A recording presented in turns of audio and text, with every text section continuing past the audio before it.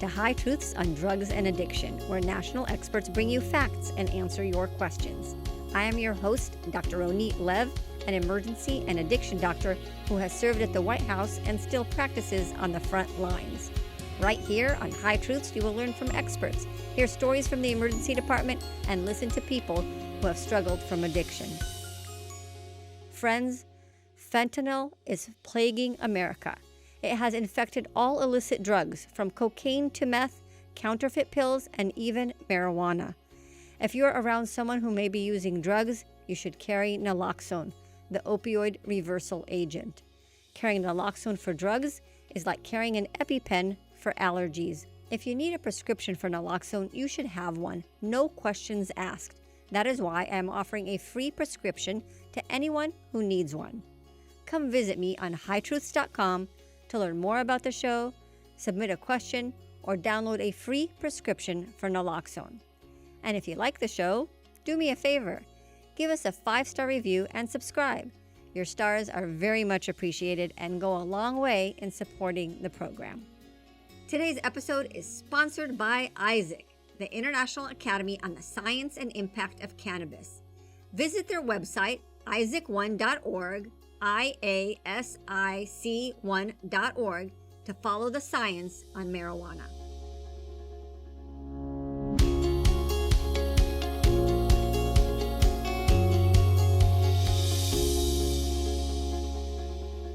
Hello again, High Truth listeners. Today we have a publicly healthy episode and conversation on drugs and addiction. I'm your host, Dr. Ronit Lev. My listeners know that I am jealous of infectious disease. I envy COVID, gonorrhea, and monkeypox. I even envy Shigella diarrhea. If we took a public health approach to overdoses, like we do for these many infections, we would save many lives. Dr. Tom Frieden, previous director of the CDC, was featured in High Truth episode number 78. Several years ago, he published a public health impact pyramid. At the bottom of the pyramid was the socioeconomical impact factors that had the greatest population impact. For drugs, that would be reducing the supply of drugs or primary prevention in preventing people from getting addicted in the first place. At the very top of the pyramid was the smallest impact that required individual efforts. For drugs, it would be getting treatment for the disease of addiction. What if we had this public health pyramid for overdoses and substance use disorder? What if we reduced the supply of drugs like we eradicated mosquitoes to prevent Zika virus? What if we did contact tracing for overdoses like we do for COVID? What if we passed laws that created obstacles to drugs like we do for tobacco? There is a lot of money placed on the drug issues. There are many good intentions. People's heart, I believe, is in the right place, but I argue that the current methods are not working. More Americans than ever are dying. And despite good intentions, perhaps we need to change our current approach. And with that, let's hear our question of the day. Hi, Dr. Lev and High Truths. My name is Charles Shamish, and my wife and I started the Drug Awareness Foundation, which works on educating people on the dangers of fentanyl. Sadly, fentanyl deaths continue to rise, and our son died 4 years ago as a result of fentanyl. My question to you is, are deaths from fentanyl considered poisonings or overdoses? And is this distinction important? Thank you, Charles. I am so sorry for your loss. I know you make Tyler's memory a blessing through the work that you do along with your wife, Julie. Like you, for Tyler, Jaime Puerta is doing for his son, Daniel. We will ask him your question. Jaime Puerta is president of V.O.I.D, V.O.I.D, Victim of Illicit Drugs, a California nonprofit dedicated to educating parents and children on the dangers of illicit drug use and the dangers that abound on social media platform. Jaime became involved in the fight against fentanyl when his only son, Daniel, passed away due to fentanyl poisoning on April 6, 2020, in the middle of the pandemic. Jaime is a United States Marine Corps veteran and small businessman. You can find Jaime Puerta's bio on the High Truth show notes. Jaime Puerta, welcome to High Truths. Thank you so much. Thank you for the invitation. I truly appreciate it. I'm really honored to have you on our program. Jaime, let's start with tell us about yourself and your family. My name is Jaime Puerta. I am the president of V.O.I.D, Victims of Illicit Drugs. I am a Colombian American. I was born in Medellin, Colombia, and I was brought to this country in 1962. I am the father of Daniel, who is now my angel in heaven, who passed away due to fentanyl poisoning on April the 6th of 2020. I am married to a beautiful Claudia Elena Ortega Moreno, another Colombian woman who is my rock. She is my rock, my savior. She's my sage. She's everything to me. And also very involved with me is my son's mother, Denise Johnson, who's also another angel in my life. And we are here in this space because basically I lost my son, but I'm a Marine Corps veteran. I am a Harley Davidson enthusiast. When I have the opportunities to ride my motorcycle, I ride with a riding club of all Marines called the Brotherhood of Marine Corps Riders out of Temecula. I haven't seen them probably in about 4 months because I've just been so busy working with the foundation, but that's my psychological therapy, quite frankly. Riding my motorcycle, just nothing more beautiful than riding a motorcycle along the beautiful Pacific coast of California. It's just very refreshing. And so anyways, yeah, that's basically me. Yeah. Well, thank you for your service. And tell us a little bit about Daniel, your angel.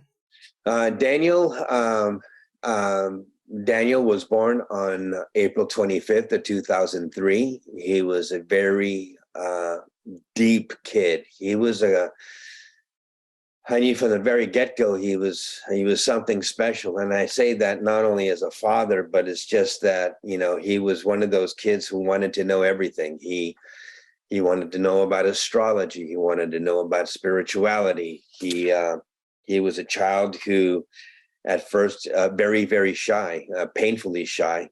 And, from in school, from 1st to 6th grade, he was A's and B's, principal's awards, everything like that. After puberty, I would say probably about 11 or 12 years old, we noticed a change in him where he wasn't so much interested in school. He really didn't like Common Core, where he had to explain everything to the teachers because he was the type of kid who would come up with the answers in his head. So he was very lazy in that sense that he didn't want to have to write out the whole answer to a math problem or something like that. He would just do it in his head. But anyways, he was the kind of kid who would take his shirt off his back to help another. He had more friends that were girls than were boys because, according to them, and I can say their names now, but like Sammy and Sam and Paige and all of them, they said that he was just the best hugger, the best boy to go to for boyfriend advice. And they absolutely adored and loved him. So that was Daniel in a very deep, very spiritual, a fantastic son. I couldn't have been more blessed to have a son in Daniel like I did. I mean, quite frankly, I know it's difficult for people to understand when I say this statement, but I had him for 16 and a half years. And I feel so blessed that I was able to be his father, and he chose me to be his father. And I still feel, even though he's not with me anymore, I still feel like I'm the most blessed man in the world, quite frankly. That's beautiful. Yeah. What was his journey with drugs?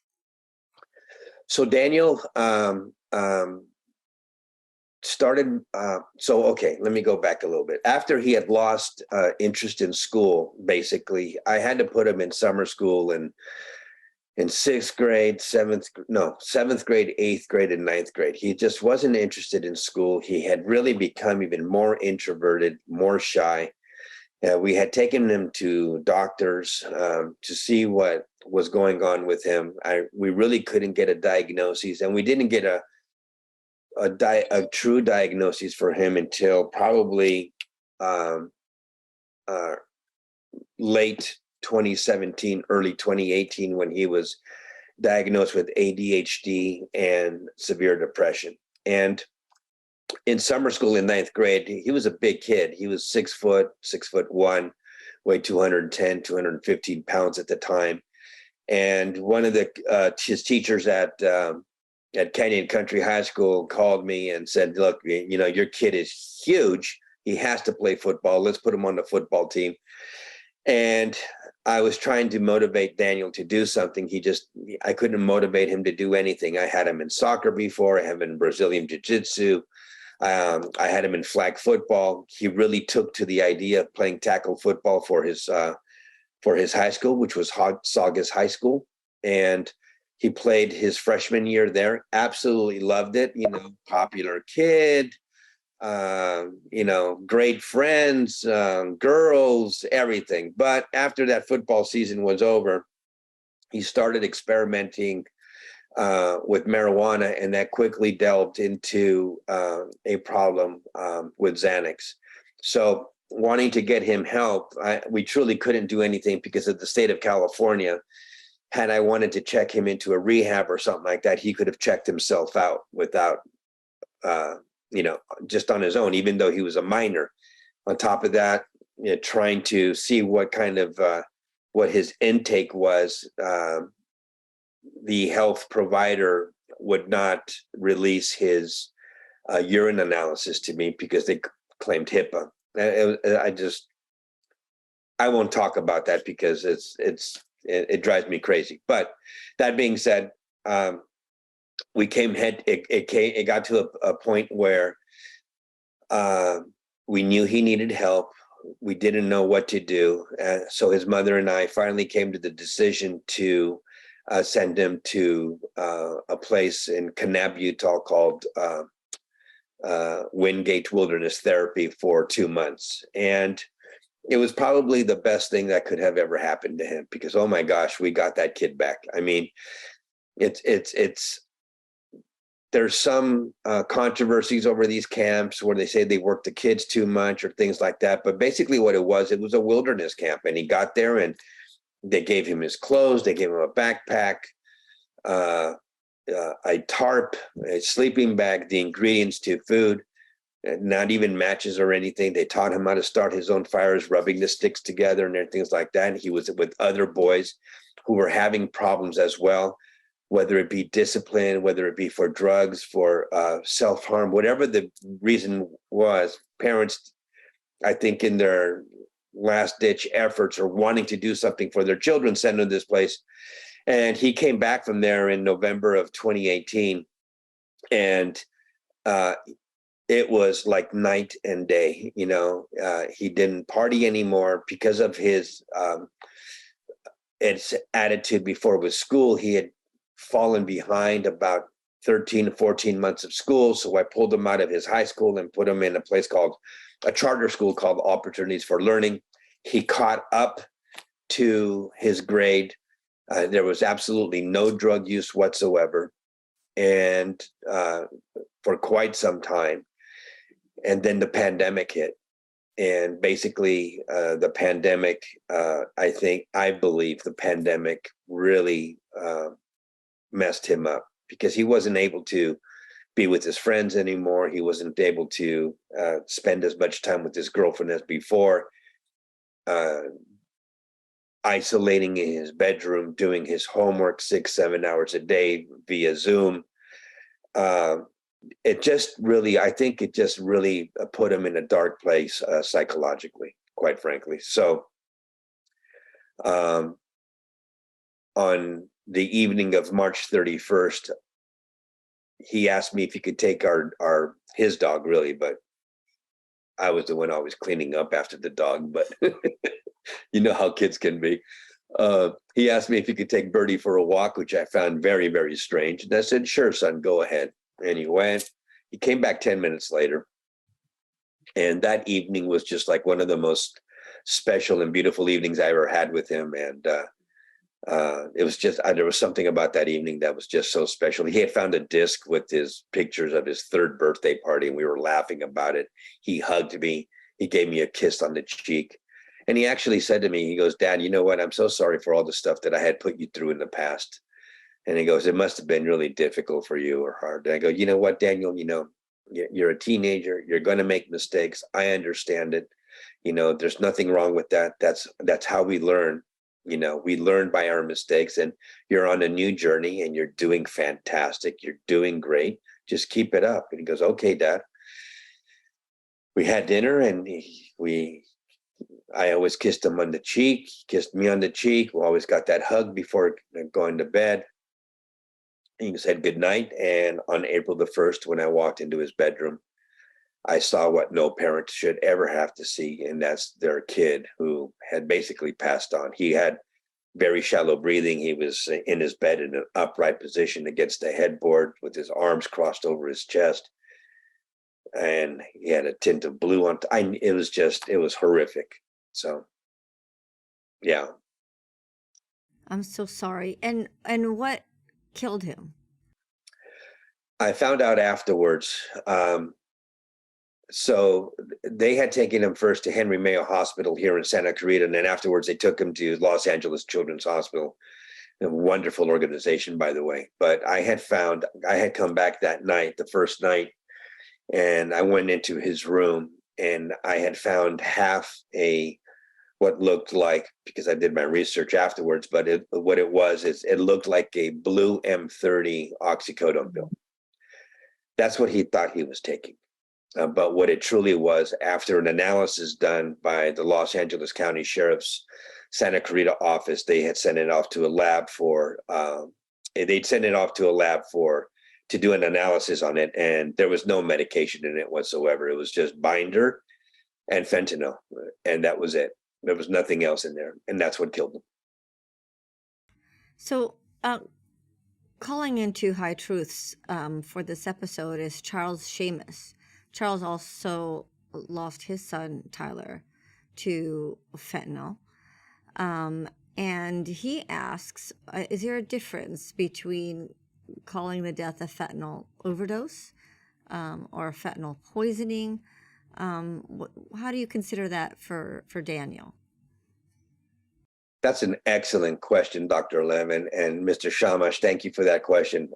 I think the whole premise behind the difference between an overdose and a poisoning is in the intent, right? So if my son intended to take an oxycodone pill, but in reality was given a fake pill, a cloned pill, a pill made to look exactly like a pharmaceutical grade oxycodone, but in reality was a fentanyl, then I would call that a poisoning.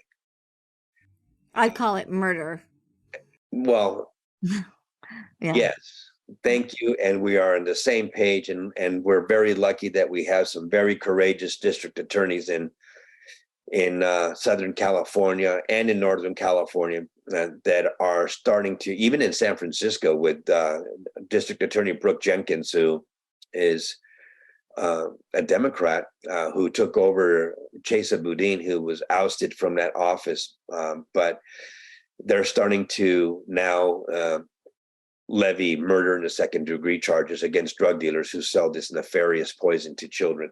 I think another way of looking at it is which makes it a little bit more clear for people is I'm 60 years old. I don't know if people will remember this or not, but in 1982, 7 people in the city of Chicago had purchased extra strength Tylenol. Even the parents had bought extra strength Tylenol for a child.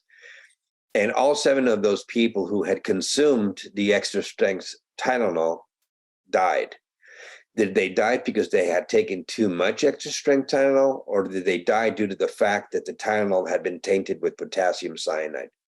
This is exactly the same thing. The Mexican drug cartels are deceiving our children into buying what they believe are pharmaceutical pills, when in reality they are cloned pills, they are fake pills, they are counterfeit pills made of binder and fentanyl. Now, they're not trying to kill our children. What they're trying to do is try to get them addicted, because once they have them addicted, they have a client until that client finally passes away, which is another thing about fentanyl, and you as a doctor probably, of course, you know this, is that once you ingest fentanyl for the first time, 3.5, 4 hours after the fact, you want to do it again. You want to chase that high, whether you like it or not. It's 50 to 100 times more powerful than morphine or heroin, that much more addicting. You can't even find heroin anymore in the Tenderloin or Skid Row or in Venice Beach. All these addicts now are consuming fentanyl or methamphetamine. So there's a big difference between poisoning and overdose. Overdose is if I know what I'm taking, but I unfortunately take too much of it and I pass away, that would be considered to be an overdose. But if I'm buying what I think is or even if I'm a recreational drug user and I buy cocaine and somebody puts fentanyl in that cocaine because they want me to become addicted that much more quicker and I pass away, like the 3 comedians in Venice Beach earlier this year, that's definitely a poisoning. I agree with you. And the CDC, when they do their mortality data, they don't make a differentiation. It's all called overdosed. And for statistical purposes, they probably can't make that distinction. So for statistics, I understand why everything is called an overdose. They really can't differentiate. But as a clinician, as a doctor who treats patients, I want the right diagnosis. And the right diagnosis matters because how you apply prevention and treatment depends on the diagnosis. So if you say overdose, that's for, just like you said, Jaime, people who have an opiate use disorder. They intended to use fentanyl. They have an opiate use disorder, and with that diagnosis, they need addiction treatment with medications for opiate use disorder or other means. But people who are being poisoned or killed by fentanyl may have no opiate use disorder. They may not have a substance use disorder. They may be experimenting, like Daniel was, or like you mentioned with the cocaine, have a substance use disorder to a different drug completely, and they're being tricked into buying fentanyl, and that's poisoning or, like I've mentioned, even murder, because that's not what the person intended to do. I like the murder. I like how you say that, because a good friend of mine, Dr. Kevin Pelton, he text messaged me and he said, you know what, Jaime, people who get shot don't ask to get shot, and yet we prosecute the people who shoot them for murder. People who are being poisoned by fentanyl are not asking for fentanyl, and they're being poisoned. So why aren't we prosecuting those drug dealers for murder as well? And that's a great point. You know, the grand majority of these kids, or these are young adults who are dying due to fentanyl and fentanyl, poisoning. They're not asking for the fentanyl. We live in an over-medicated society where children find the magic elixir in a pill and they don't know any better. Nobody is giving them the information that they need so they can make wise decisions. So when they go onto online platforms like Snapchat or Instagram or Meta or something like that, buy what they believe is a pharmaceutical grade opioid, but in reality is a cloned pill, and it's fentanyl, and they die. That's murder. That's definitely murder, and should be murder in the first degree. Right. Especially young kids who, kids make mistakes, kids experiment, but it's just not fair that the punishment is just dying. Well, right. And then we have this other problem with, due to the stigma of addiction and overdose, anytime somebody dies or a child dies due to fentanyl poisoning, most families think that this could never happen to them because either they don't have anybody in their families who are using drugs on a recreational basis, or they don't have anybody who's addicted to drugs in their family. And children are left to their own devices. I mean, we have drug dealers openly on Snapchat on these phones, and they haven't been able to get them off of their platforms. Most of the drug dealing has gone from brick and mortar buildings onto social media apps like Meta, Snapchat, Instagram. And this is where our children are at. And many times, not to any fault of their own, but what I have learned, There was actually, let me say this, Dr. Lev, there was a study done where they asked children between the ages of 11 and 17 who their biggest influence in their lives were. And there was 3 answers that they could choose from: their parents, their teachers, or their friends. Which of the 3 was the biggest influence in their lives? What do you Friends. think they answered? Friends. Of course, their friends. And we're talking about friends who are the same age, who have, their brains are not fully developed yet. They're going to make dumb decisions. And unfortunately, it's those dumb decisions that can cost the life of a child. And that's what most parents don't understand. Your kid, whether you like it or not, sooner or later is going to want to experiment, or is going to be put in a position where peer pressure is going to want that child or that child to take a drug. Even now, and we know, for example, the multiple deaths that are happening, but everybody's hush-hush about, is about our kids who are in colleges, who take Adderall so they can focus more and study and keep up with their schoolwork. We hear stories across the nation. That young lady who was studying to be a doctor at Ohio State University, who died because she took a fake Adderall. I mean, these stories are rampant everywhere. Straight A student, scholarship, good to go family. I mean, it's the same thing. It's like my friend Chris Didier, his son Zachary Didier. Straight A student, only missed 2 points off of the college entrance exams, had been already accepted to UCLA, track star, in the drama club, girlfriend, just this shining light of an example of a kid that I think most people would like. Oh my God, thankfully I don't have any problems with my child. And you look at this kid and he's dead because of a fentanyl poisoning. So if you think that it can't happen to you, I'm so sorry, but you're sorely mistaken. It can happen, and it is happening. And it's happening at an alarming rate. If you look at the drug deaths in 2020 to 2021, what do we have? 94,000 plus deaths in the United States due to drug deaths in 2020. 75% of those were due to fentanyl and fentanyl-related substances. In 2021, we had 107,661 drug deaths in the United States. So the reason Charles is, and yeah, those numbers are staggering. Just like people can't even think. I mean, again, number one cause of deaths in our country, more than COVID, in ages 18 to 45. But I think Charles's question is so important, because if you consider all those, 60, 70,000 deaths, overdoses, you could come up with the wrong conclusion that we need more opiate use disorder treatment for all that population. But that's not true, because it's true for a select amount of those people. But kids like Daniel and many others, the message and treatment is very different. It is about knowledge of counterfeit pills, and that there is no safe drug supply out there unless you buy something directly from a pharmacy that's FDA approved. There's no safe drug supply. And so the message is different depending on the correct diagnosis. Well, I was at the White House and we had a meeting with the UNDCP there. And I said to their faces, I go, whatever you guys are doing, you're not hitting the mark. You're not. Yet there's a definite disconnect between our federal and state legislatures and the education that is not being given. There is absolutely no drug education anymore in our high schools.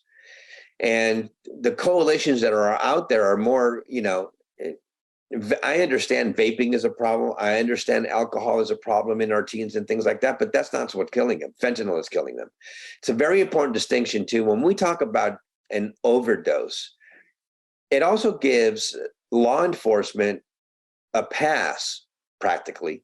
Right. Like, why investigate an overdose? Why You'll investigate a murder. You'll investigate a murder, but you will not investigate an overdose. One of the first things that happened when Daniel died, and I found out what was in that toxicology report that they had gotten back from the pill, and the detective came to my home and he goes, "Mr. Puerta, we're so sorry, but your son died of an overdose." And I go, "Really?" I go, well, explain to me, please, how a 16-and-a-half-year-old kid who takes half a pill overdoses on oxycodone. Well, it wasn't oxycodone. Like I said before, it was fentanyl. I go, exactly. And he looked at me very strangely. And then all of a sudden, Did they investigate properly? Did they take his phone and try to track the dealer? they took his phone. They did an investigation. There is an investigation, but they haven't been able to open the phone. They have kind of like a suspect. But that being said, they're telling me that the person who they think did it will never be prosecuted because he was a minor when he sold it to Daniel, and that our district attorney, George Gascon, would never. But do they go upstream to where the other, They haven't told me anything, quite frankly, Dr. Lev. I really don't know. And now I'll be quite honest with you. At first, I really wanted to know who it was because as a Marine, I want to know who did this to my son. But as time went on, I've evolved to the point where I think it's more important for me, personally speaking. I'm not so interested anymore on the fact of getting justice for my son.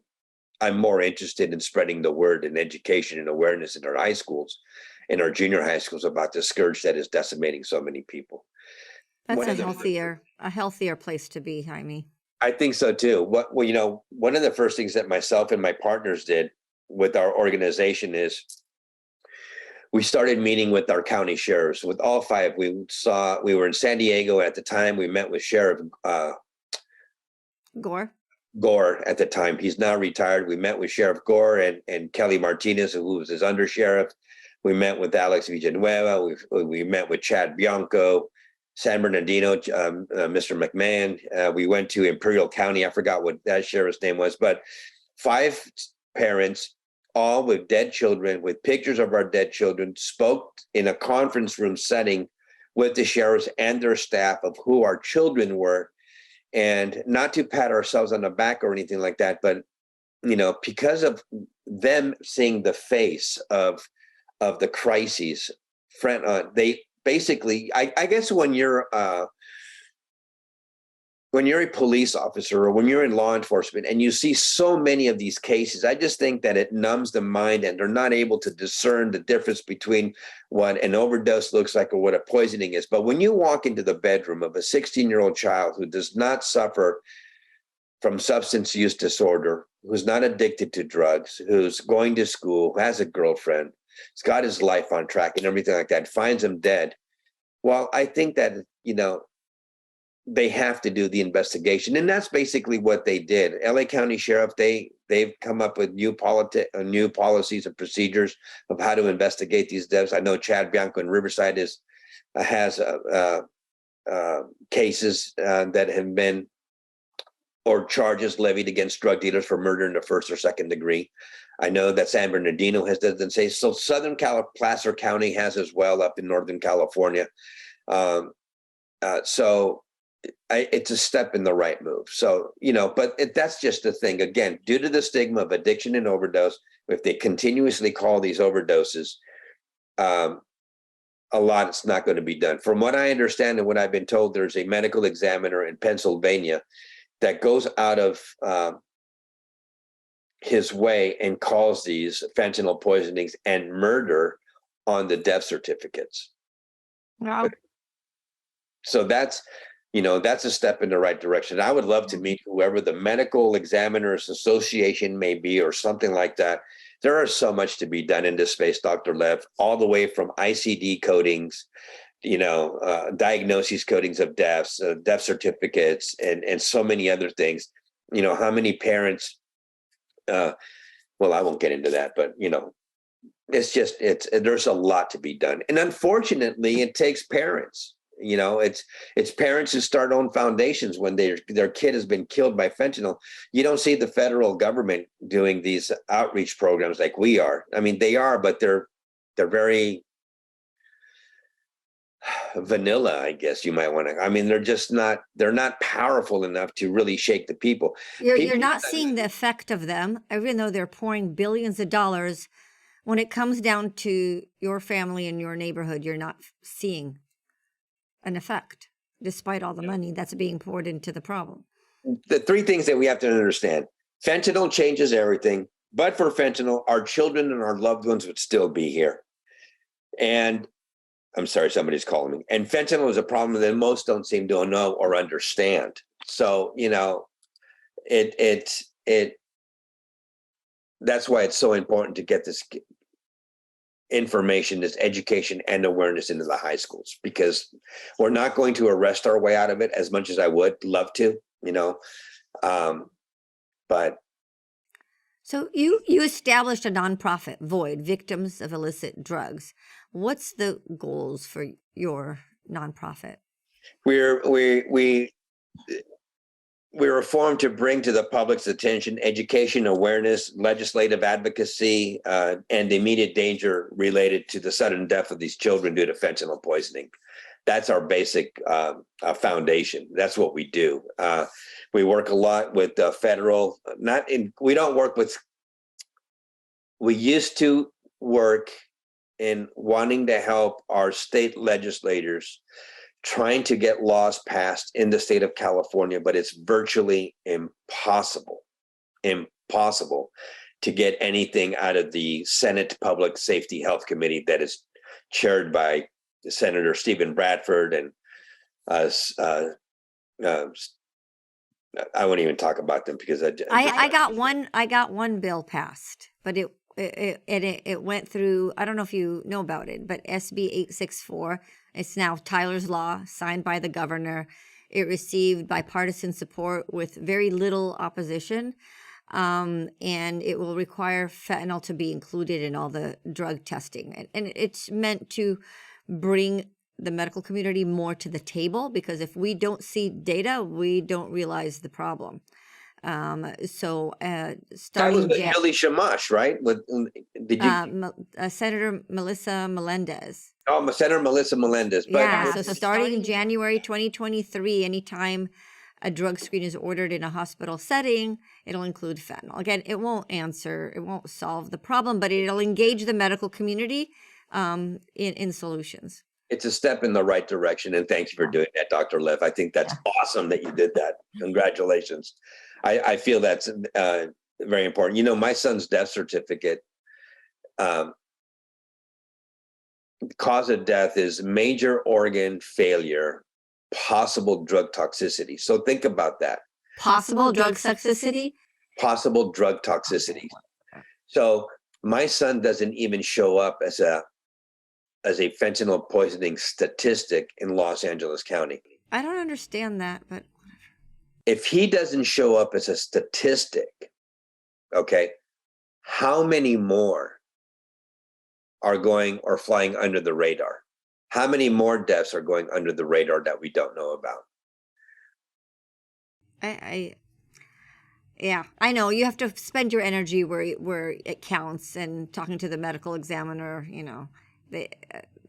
it's not, as you see, these diagnoses are not perfectly accurate. Correct. So, one of the things that we've started doing with our documentary, and we have had a lot of people reach out to us due to the documentary. Tell us about that. The Dead on Arrival. Yes, ma'am. Yes. Tell us about that. It's a must watch for anybody listening to this podcast.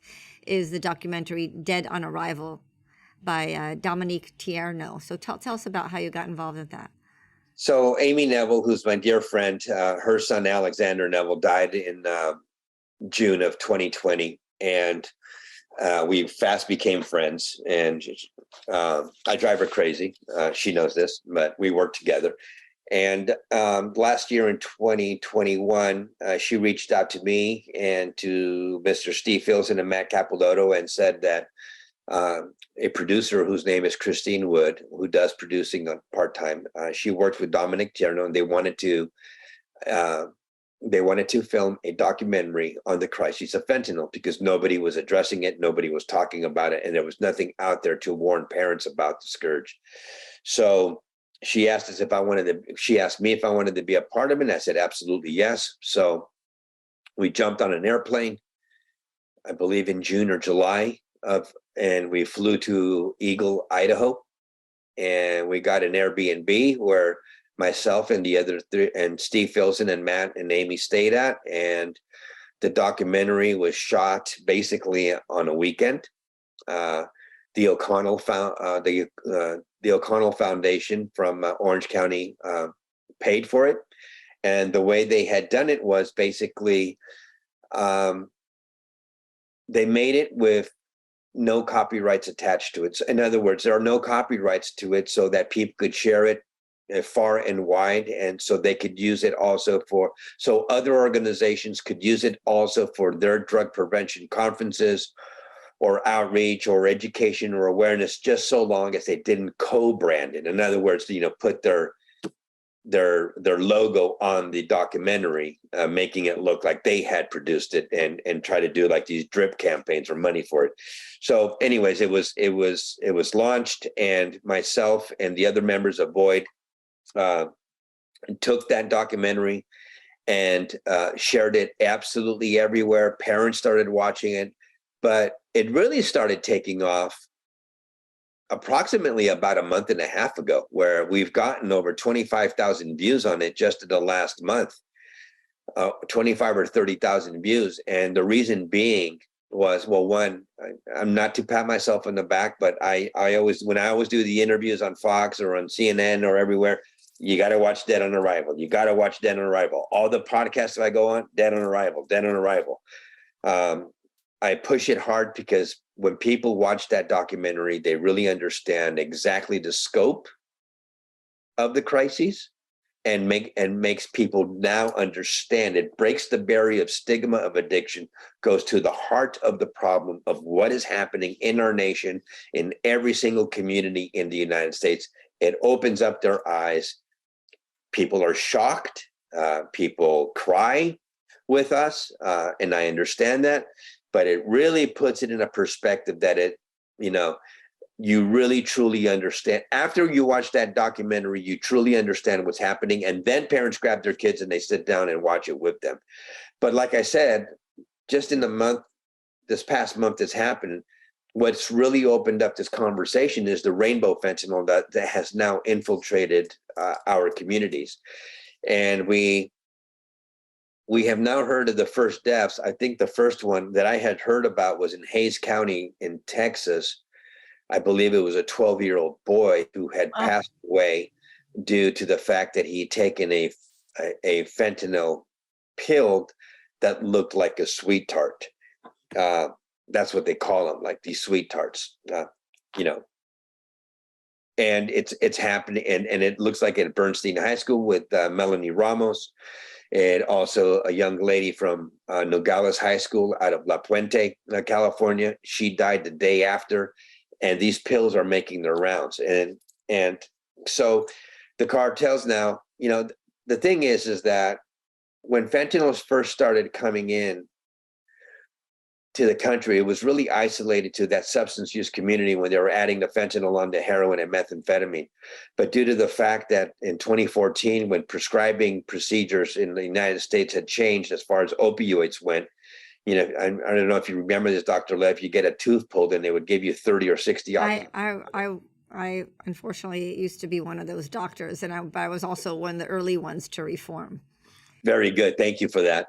In 2014, when everything changed around, it left a lot of addicts high and dry. So they had two choices: either get clean, or a lot of them, unfortunately, went to heroin. And then that's when it gave the opportunity. These cartels saw an opportunity and said, well, here's a whole other segment of society that we can reach. Why don't we just start pressing our own pills and make them look like the opioids, and then we'll sell them through social media apps like Snapchat. And that's exactly what happened. And that's when you see the death rate just skyrocketing. And then also made it available to these kids to know, they had no idea. They go onto these social media apps and they buy these pills. But anyways. So you have a picture behind you of Snapchat. Is that how Daniel got his M30? Yes. And 90 to 92% of all the parents that I've spoken to have lost their children, bought it from Snapchat as well. And we have had conversations with Snapchat, and they keep, I won't say any bad words on your podcast. Let me just say they're just giving us a lot of lip service. Yeah. Let's just. So they don't take responsibility. They don't take accountability. They blanket themselves with Section 230C protections. So Section 230C was a law written back in 1996 by our federal legislatures that basically guaranteed free speech on the internet. And when it's a very broad law, and so they protect themselves with that. But if it was murder, then maybe it'd be different, right? If it was murder, it would be different. I wonder, you mentioned stigma a few times. And I'm wondering if the word stigma can be working against the issue in a certain way. Oh, absolutely. So you don't want stigma to the human being, to a person who has an illness. That person does not deserve stigma. But those tart candies, those deserve stigma. Yes. Right? That's why selling those tart candies on Snapchat deserve stigma. Dr. Lev, I have been attacked in the last week. People calling me these extreme harm reductionists organizations, like people from the Drug Policy Alliance and other people personally that are in this space. I won't mention their names because I won't give them the notoriety on your podcast, but they're telling me, like, how dare you warn, and what I was told was, well, the reason why the drug cartels are making these pills now in these colored, the rainbow fentanyl pills, the reason why they're doing it is because they want to make sure that people understand how dangerous they are. Okay, is that why a 12-year-old takes it and thinks it's a exactly? A nurse contacted me from Palm Springs. She put out a TikTok video that went viral. In the space of 24 hours, 11 people had gone to her emergency room where she was at the hospital, where 11 people had been poisoned, 6 of them under the age of 15, all due to the rainbow fentanyl.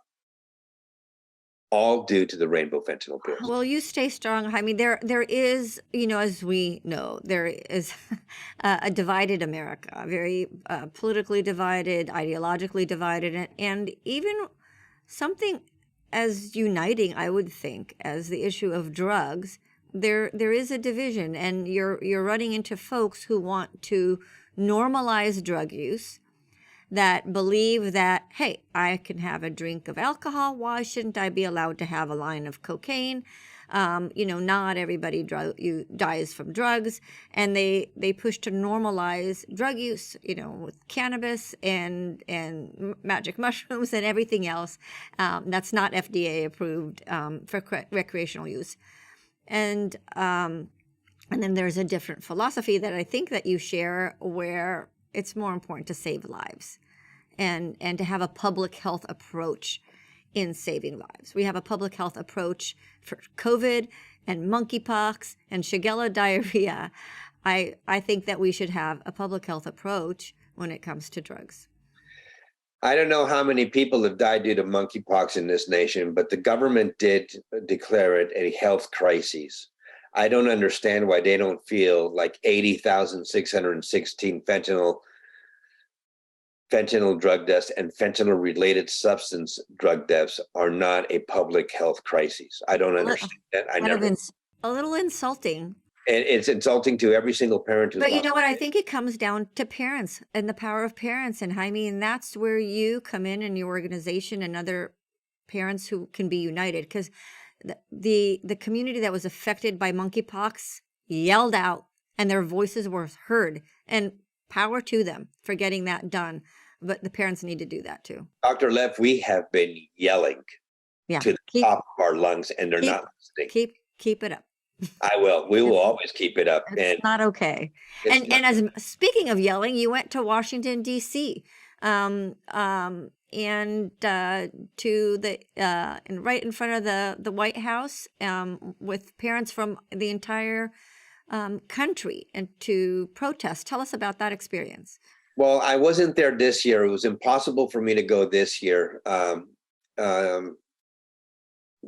It was impossible for me to go this year. There's a gentleman here in Los Angeles who lost his son due to fentanyl poisoning. And he's too busy to get into the fight, but he wanted to organize a fundraiser for us. So he did that. So we were at our fundraiser for V.O.I.D. We were all, V.O.I.D is basically, we myself and Steve Filson, and we've put our own money in there, and the other board members have as well. And so we raised a good amount of money, thankfully. So I wasn't able to go through it this year. But this is an organization that's called Lost Voices of Fentanyl, that is headed up by April Babcock and Virginia Krieger. Every organization is rowing in the same direction as far as awareness and education, but everyone does it a little bit differently. So what they do is they have like 22,000 affected families on their Facebook page. This is the second year that they've done a protest where they started out at the National Mall, and they had speakers like Mr. Derek Maltz, Jim Raw, I think, who also spoke there, who's a good friend. I love Jim Raw. He was wanting to get that weapons of mass destruction. Yes, I was going to ask you about that. He was able, Jim, and we have a podcast with Jim, Families Against Fentanyl, and he was able to trace his son's death to the dealer right in China, which was amazing. Amazing. He's an amazing man. He's an amazing father. He's a fantastic friend. I love him. I try to talk to him at least once a month. Anytime I see him come up on Fox, I call him to congratulate him and getting the word out there, or when he's meeting, like with the Attorney General down in Florida, where they had a big meeting and what they wanted to declare fentanyl a weapon of mass destruction. I called him immediately to congratulate him. He does the same for me. Again, we all are rowing boats in the same direction of wanting to abate drug deaths in the United States, because it's not, it's not, parents should not be, and I get a little emotional, I'm sorry, but parents should not be burying their children. It's supposed to be the other way around, where they're supposed to bury us. And so, again, Lost Voices of Fentanyl, headed up by April Babcock. She's the founder of it, and the president is Virginia Krieger. They do the protest once a year. Jim Raw with the weapons of mass destruction. V.O.I.D, Victims of Illicit Drugs. You can find us at stopthevoid.org. Our whole angle, or what we do, is education. We are finally getting into the high schools, Dr. Lev. We have been touring the country. We're in Colorado. I'm going to Pennsylvania next week, and then to Wichita, Kansas, to all the high schools out there. Florida, New Jersey, New York. They're calling us here, Los Angeles. We have we've partnered up with District Attorney Summer Stephan on October the 12th. We're having a conference, excuse me, in San Marcos, California. You should go to that. I'll send you. I think I was invited to speak. I hope you go. I'd love to see you in person and meet you in person. Yeah.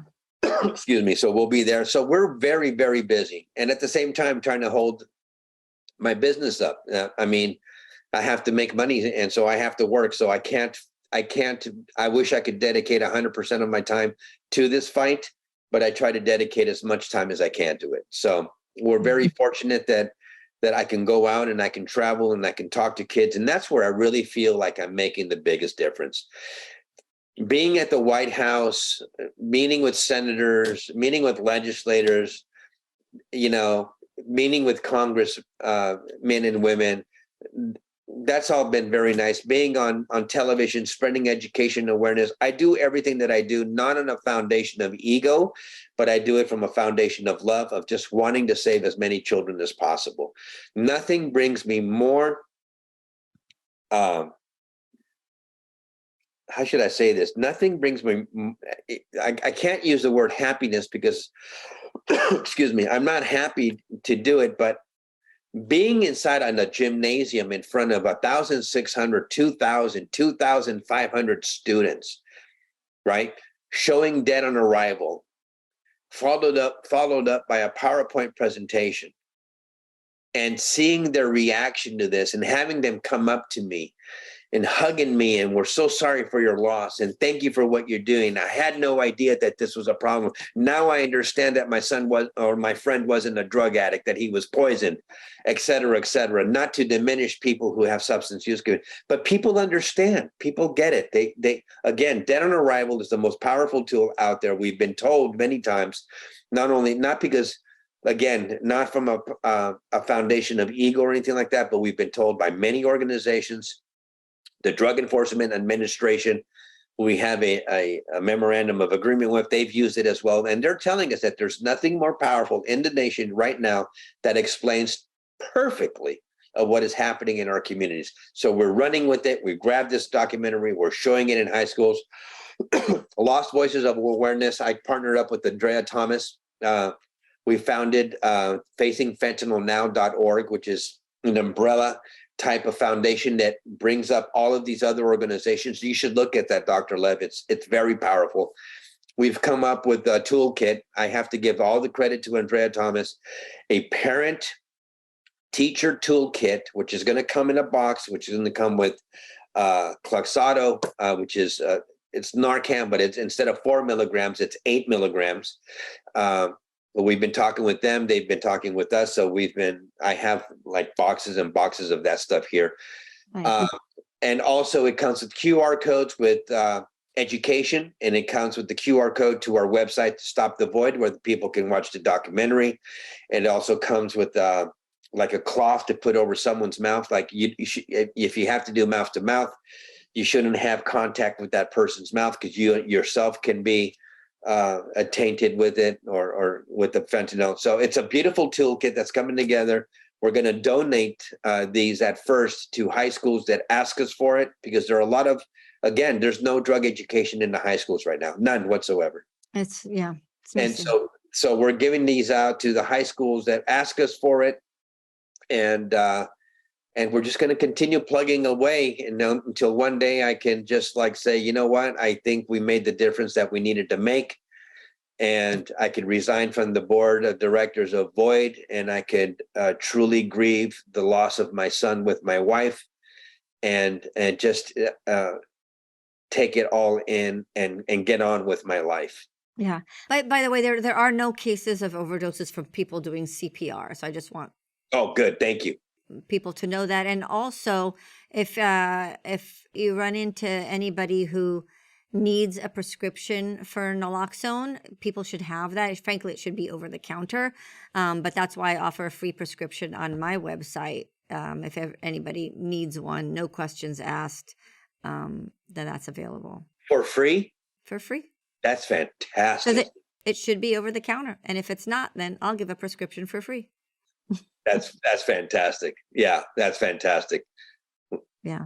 And you're doing a lot of great work yourself, Dr. Leff. Thank you for Yeah. that. Well, it's a team, and I do what I do because of you, and like Charles, Seamus, and other parents. I believe in the power. I have 4 children myself. I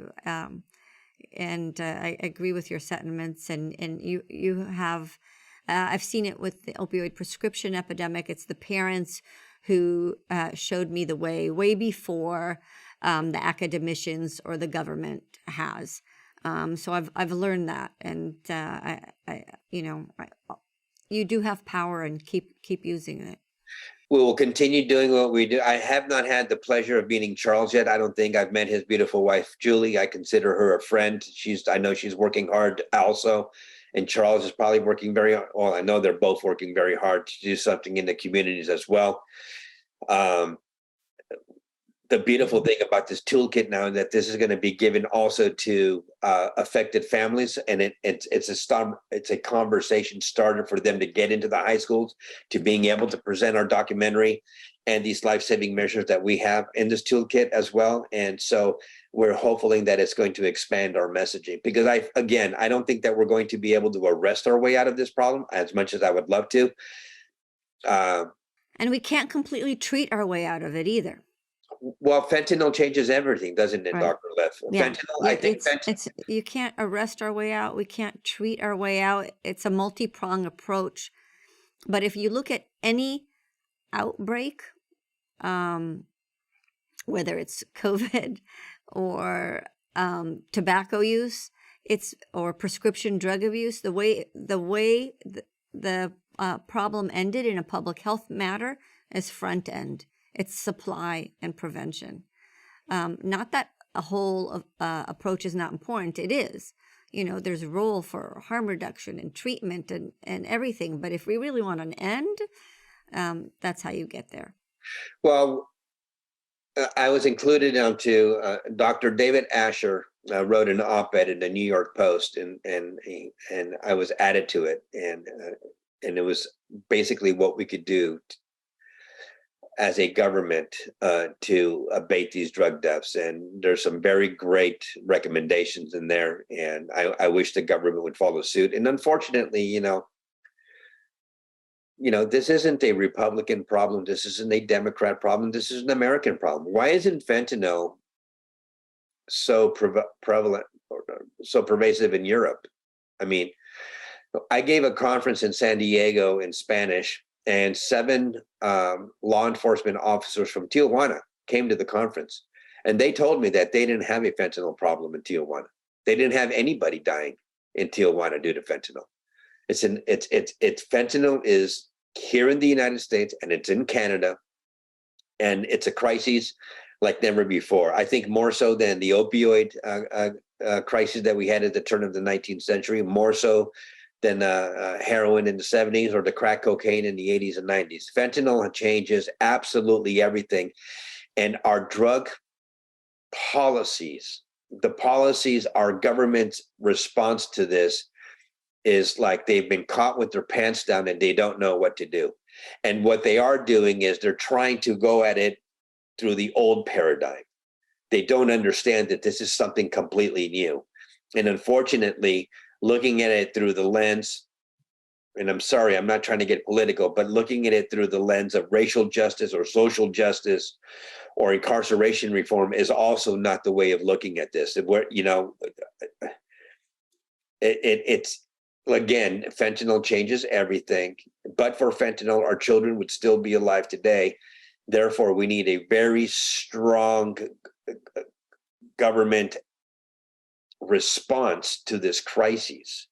When COVID broke out, everybody knew that they had to wash their hands and put a mask over their face within the first day or 2 days. And we were bombarded every day with information about this. Why isn't that happening? And why do Good question. Not okay. Again, because we have ways of dealing with an infectious disease, right? We have protocols that have been working for, hundreds of years, and we have a system to do that. That's my point, is if we applied that same thing, if I got a bulletin about fentanyl like I do about monkeypox, we would have better awareness and prevention and treatment. You go to the CD's website and you have to dig for it. You have to dig for the information. Yeah. It's a different office of public health that deals with it. And the approach is a behavioral health approach instead of like the infectious disease approach. Correct. You just hit the nail on the button. You just said it perfectly. Yeah. And yeah. So how do we get you hired by them?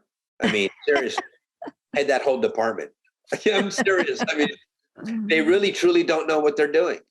And from what I understand, we're only in October and there's already been more than 80,000 deaths. What I realize is when I talk to people, everybody's heart is in the right place, but everybody concentrates on what they know. So if they see only people who have an opiate use disorder, then their mind just goes treatment. If they see little kids, their mind is just, prevention.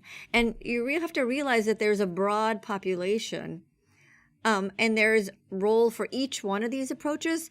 But if we want to end this, I think it needs to be a public health approach. We need to cut the supply and heavy on prevention of all drugs of abuse, including marijuana, alcohol, tobacco, vaping, everything. I haven't met anybody who died from fentanyl that didn't at one point in their life try marijuana. So I always bring that up because I see that connection clinically.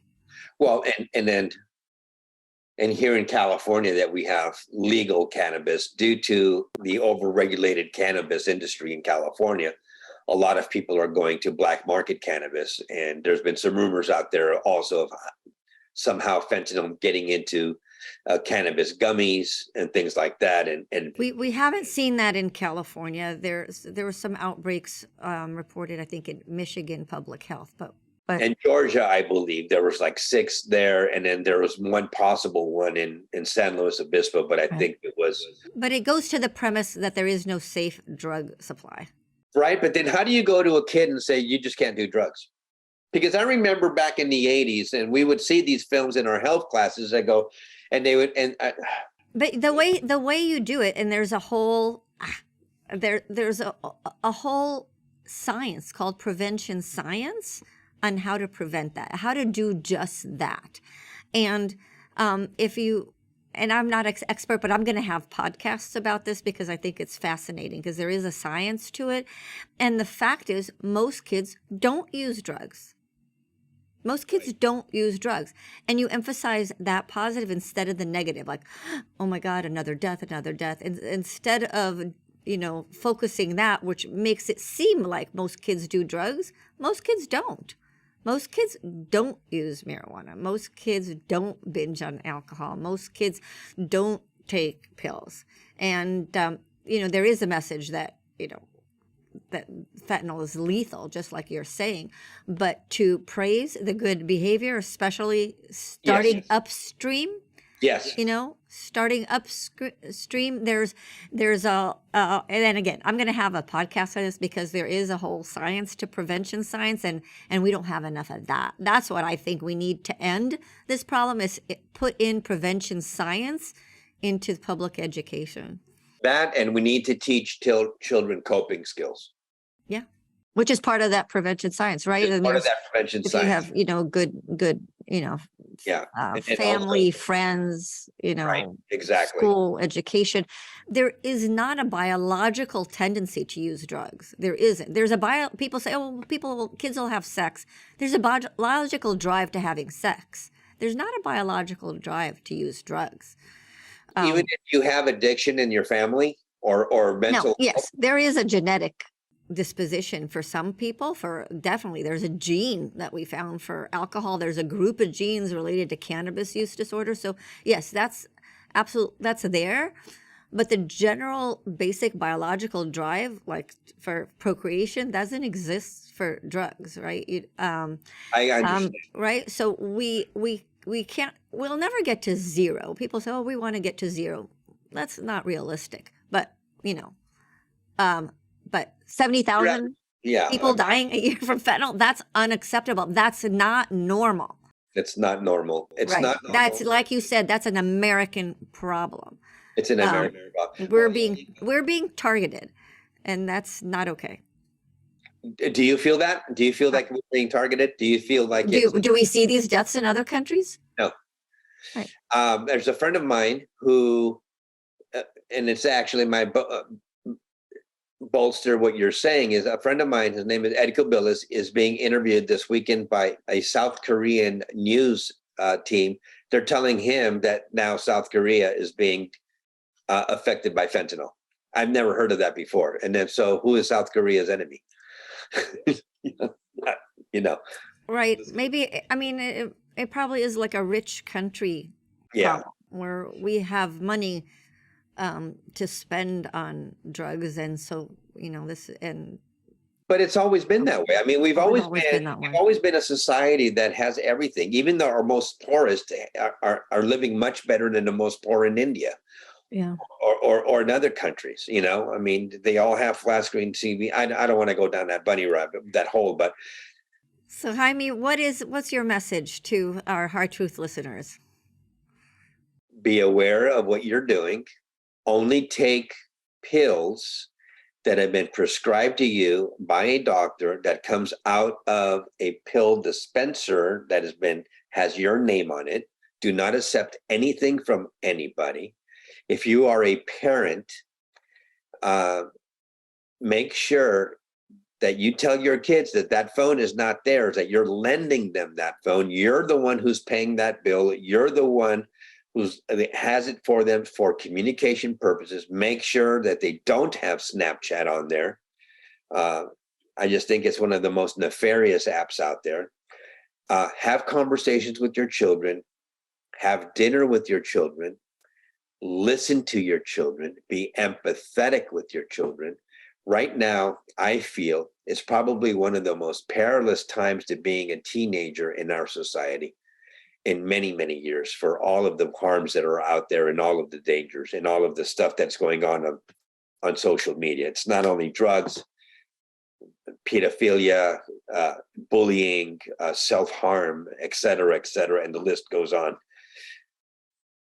And please go to our website, stopthevoid.org, watch the documentary, sit down with your teens, your kids, watch the documentary, have a heart-to-heart conversation with them, and be extra vigilant with your children. Thank you, Jaime. And I want to say thank you to Charles Seamus, and may the memory of Tyler be a blessing. And thank you, Charles, and your lovely wife, Julie, for the wonderful work that you're doing. Absolutely. Especially partnership with me. They partnered with me on SB 865 on the fentanyl testing. Very proud. Very excited about that. Very proud. Yes. And Jaime, thank you. May the memory of Daniel, and I know it is, be a blessing to you and for all the good work that you're doing. You're the reason for this podcast and for the whole mission for High Truths and saving lives from addiction. So thank you. Thank you so much, Dr. Leff. Bless you, and bless you all that you do. Thank you. Thank you for listening to High Truths on Drugs and Addiction, where national experts bring you facts and answer your questions. This week's episode would not be possible without the generous support from our sponsor. A sincere and warm thank you to Isaac, the International Academy on the Science and Impact of Cannabis, doctors educating on the harms of marijuana.